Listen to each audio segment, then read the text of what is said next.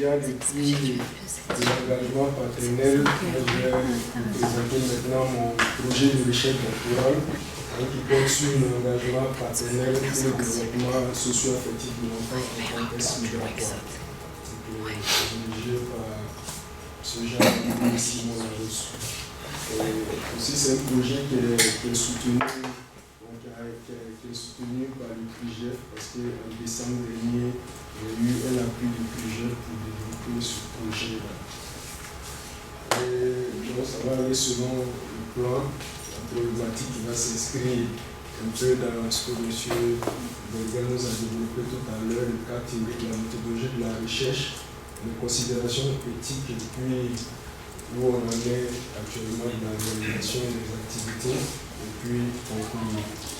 Dans le terme de problématiques, moi je me fonde beaucoup plus sur l'enfant et les études montrent effectivement que la famille joue un rôle important dans le développement de l'enfant et c'est toujours d'actualité puisqu'il y a toujours des recherches dessus. Donc cet environnement familial est très capital, mais il y a beaucoup plus d'accent qui a été mis sur la contribution de la mère, donc la question d'attachement mère-enfant. Et même en contexte migratoire, c'est beaucoup plus les questions de la mère qui sont interrogées. Depuis quelques années, on s'intéresse de plus en plus au père aussi, parce qu'on s'est rendu compte qu'il y a un apport aussi important et complémentaire de l'apport de la mère. Donc cela pour deux raisons essentielles, et l'évolution de la conception de la paternité, et qui fait que peut-être par moment les pères immigrants ont quelques difficultés parce que la conception du père pourvoyeur prenait des décisions essentiellement, cette conception a assez évolué, et aussi les effets bénéfiques de l'engagement paternel pour le développement de l'enfant. Cependant, cet engagement lui-même du père peut être influencé par plusieurs circonstances, dont l'immigration dont on a parlé tout de suite.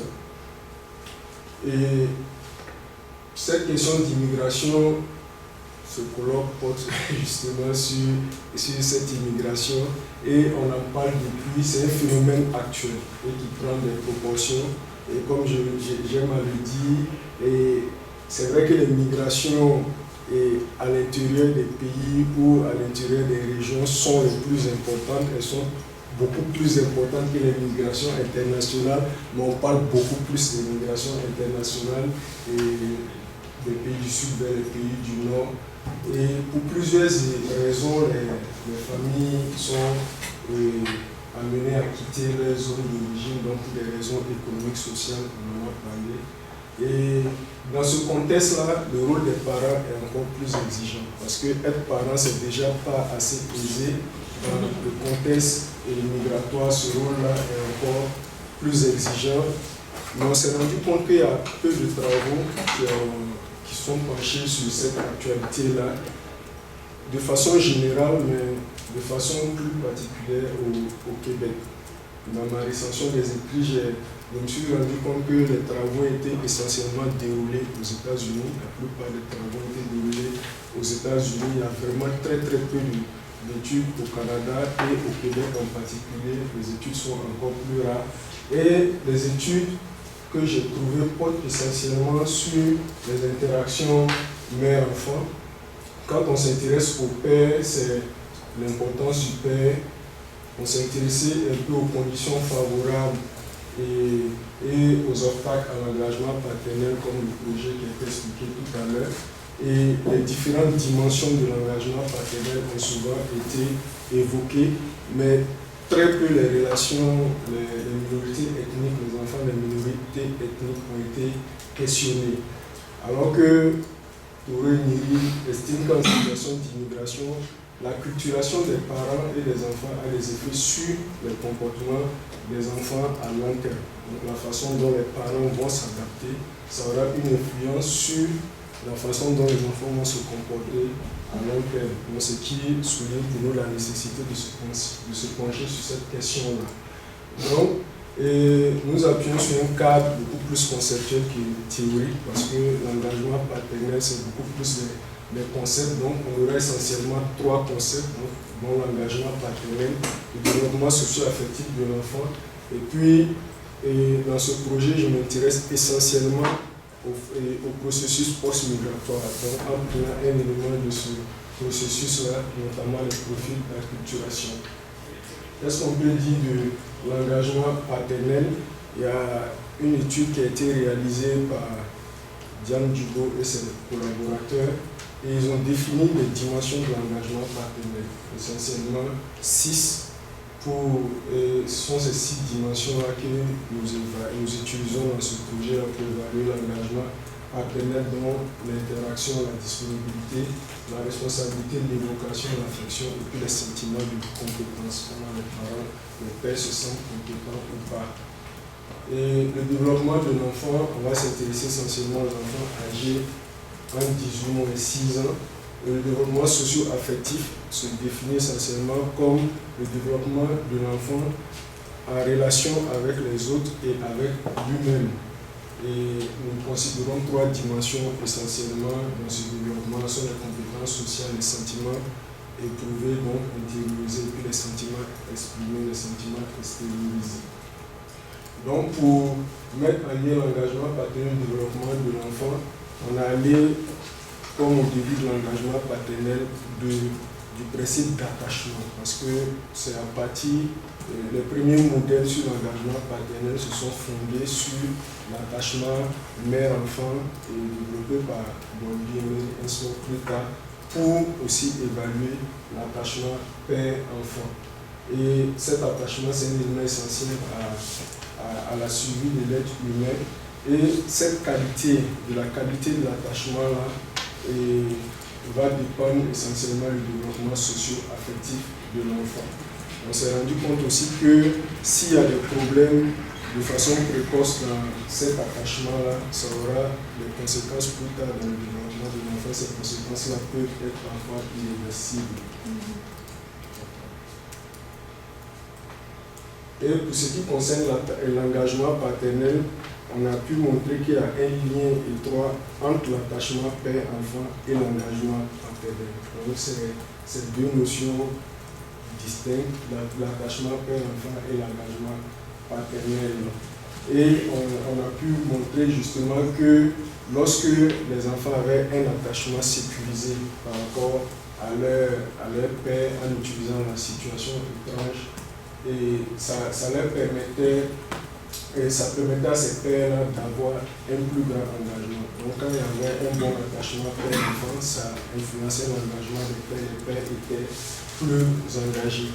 On s'est rendu compte qu'en utilisant le même outil pour évaluer l'attachement mère-enfant que pour évaluer l'attachement père-enfant, il y avait quand même des limites. Donc il y a un chercheur québécois, Daniel Paquet, qui a développer un outil adapté à l'engagement paternel, donc au lieu de la situation étrangère, et pour chercher une question de sécurité, on a plutôt utilisé la théorie de l'activation à travers la situation risquée, parce qu'on s'est rendu compte que l'attachement père-enfant, c'était beaucoup plus, le père poussait plus l'enfant à prendre des risques, et c'est ce qui contribuait à sécuriser l'enfant. Donc, il a développé cette relation d'activation qui permettait justement de répondre aux besoins de l'enfant d'être activé et de se surpasser. Et dans une relation justement d'activation de qualité, l'enfant apprenait à faire confiance à ses propres capacités et à faire face à son environnement. Donc, on a vu que ça permettait plus d'ouverture de l'enfant. Donc, ça permettait surtout de développer les compétences sociales de l'enfant. Et comme je l'ai dit tantôt, cette relation père-enfant peut être influencée par la situation d'immigration qui consiste essentiellement en un lieu de changement de lieu de résidence. Donc on quitte un lieu pour un autre, des déplacements géographiques. Moi j'ai retenu essentiellement ces 2 facteurs-là pour définir la situation d'immigration. On a déjà parlé des statuts et des catégories d'immigration dans les présentations précédentes. Donc au Canada, essentiellement 2 statuts, c'est l'immigration permanente ou l'immigration temporaire, avec chaque statut ayant plusieurs catégories à l'intérieur. Et tantôt, le processus migratoire qui se développe essentiellement en 3 étapes, donc le parcours pré-migratoire, le parcours migratoire, puis le parcours post-migratoire, auquel et cette recherche s'intéresse. Et justement, il est ressorti que dans ce parcours post-migratoire, d'un point de vue d'adaptation essentiellement psychologique, il y a deux stratégies qui sont utilisées, deux modèles qui sont utilisés, donc avec les stratégies identitaires et les stratégies d'acculturation. Et cette recherche s'intéresse aux stratégies d'acculturation. L'acculturation qui est définie comme l'ensemble des phénomènes résultant d'un contact continu et direct entre un groupe d'individus appartenant à différentes cultures. Donc, qui va aboutir à des transformations qui affectent les deux groupes, ce qu'on ne dit pas très souvent, parce que les transformations sont aussi bien les personnes qui arrivent que les personnes qui les reçoivent. Donc, c'est de là que l'acculturation part. Et justement, on utilise ici le modèle développé par Berry pour définir le profil d'acculturation. Donc, il parle de deux questions essentiellement sur le désir ou la volonté de la personne de s'attacher à sa culture d'origine et son désir de s'intégrer dans la société d'accueil. Et à partir de ça, on arrive à définir 4 profils d'acculturation qui sont l'intégration, l'assimilation, la séparation et la marginalisation. Donc, lorsque l'individu aura tendance à combiner les deux, donc à combiner aussi bien sa culture d'origine que son désir de s'intégrer dans la culture d'accueil, on va se trouver dans l'intégration. Donc, lorsqu'il aura plus d'attache pour sa culture d'accueil et moins pour sa culture d'accueil et moins pour sa culture d'origine, on va se trouver dans l'assimilation. Et l'opposé, on va se trouver dans la séparation. Mais il arrive qu'il y en a qui ont de la difficulté, ou comme on dirait, c'est de la misère avec chacune des deux cultures, on va se trouver dans la marginalisation. Donc c'est ces 4 profils-là qu'on utilise dans ce projet. Pour ce qui concerne la méthodologie, on parle d'une question de recherche principale qui est de savoir comment les profils d'acculturation des pères immigrants peuvent influencer leur engagement et en retour le développement socio-affectif de leurs enfants. Et on va tenter de vérifier essentiellement 2 hypothèses. On va de l'hypothèse que plus les pères ont un profil d'intégration, donc plus ils sont intégrés, plus ils seront engagés auprès de leurs enfants et ils seront plus engagés que les pères qui s'acculturent selon les 3 autres profils.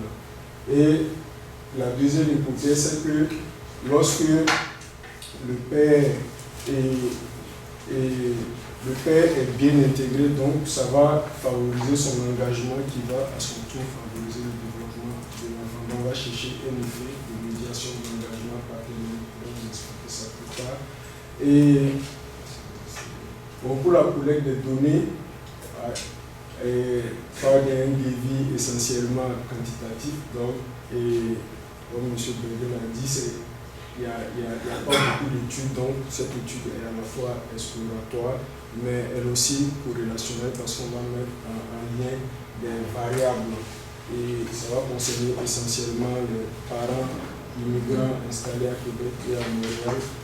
On met l'accent sur Québec et puis dépendamment de l'échantillon qu'on a, on verra s'il faut aller recruter à Montréal. Donc à partir d'un échantillon non probabiliste, et ça sera la boule de neige, les contacts avec les différents organismes qui offrent des services à ces personnes immigrantes-là. Et pour ce qui concerne les outils de collecte de données, donc essentiellement 4 outils, donc les échelles d'acculturation pour définir les profils d'acculturation et le questionnaire d'engagement parternel avec une quarantaine d'items, avec les 6 dimensions d'engagement parternel que j'ai montré, donc qui permet de définir les dimensions de l'engagement parternel. Et puis pour le développement socio-affectif de l'enfant, on va utiliser le questionnaire sur le profil socio-affectif de l'enfant, mais en version agrégée avec 30 items, mais qui nous permet de mesurer les 3 dimensions du développement dont j'ai parlé tantôt. Et puis un questionnaire socio-démographique pour récolter certaines informations sur le processus migratoire de ces pères-là. Et ça va constituer essentiellement une variable contrôle dans cette recherche-là. Pour l'analyse des données, donc, on aura des analyses statistiques corrélationnelles, donc on aura des régressions à faire et pour cela on va utiliser le logiciel ISREL essentiellement, donc avec des analyses factorielles, confirmatoires et puis des équations structurelles pour calculer l'effet de la médiation. Donc je vous présente un peu le modèle d'analyse de la médiation simple.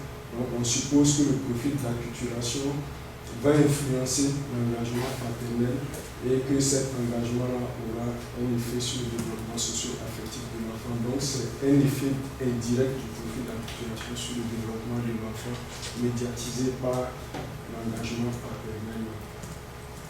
Pour ce qui est comme c'est un projet de recherche en tout cas qui s'inscrit dans le cadre universitaire, donc le projet est présentement. Et non, il y a certaines informations en tout cas qui vont être données aux participants pour assurer la partie éthique de ce projet qui est actuellement soumis au comité d'éthique.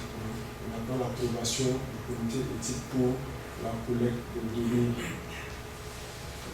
Je pense que c'est pour les étapes de réalisation, c'est ça. Donc, dès qu'on a l'approbation du comité d'éthique, parce qu'il est proposé depuis un certain temps, donc on espère que d'ici le mois de juin, la collecte de données pourra commencer avec un dépôt envisagé pour l'année 2021. Donc en termes de conclusion, on peut dire que cette recherche-là va contribuer à la compréhension et à l'amélioration des connaissances sur les relations père-enfant en contexte migratoire au Québec. Et puis, en décrivant justement les processus d'acculturation de ces pères immigrants en lien avec le développement socio-affectif de l'enfant, ça nous permet de non seulement documenter leur réalité, mais aussi les stratégies d'adaptation qu'ils utilisent dans ce contexte-là qui peut être où la fonction et la perception du rôle paternel peuvent être différentes de leur culture d'origine.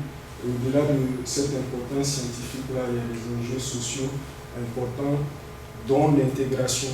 Donc, comment ces personnes arrivent à allier, à s'intégrer en alliant leurs obligations familiales, leurs obligations avec l'épanouissement de leurs enfants dans ce nouvel environnement qui finit par devenir leur milieu de vie à eux-mêmes.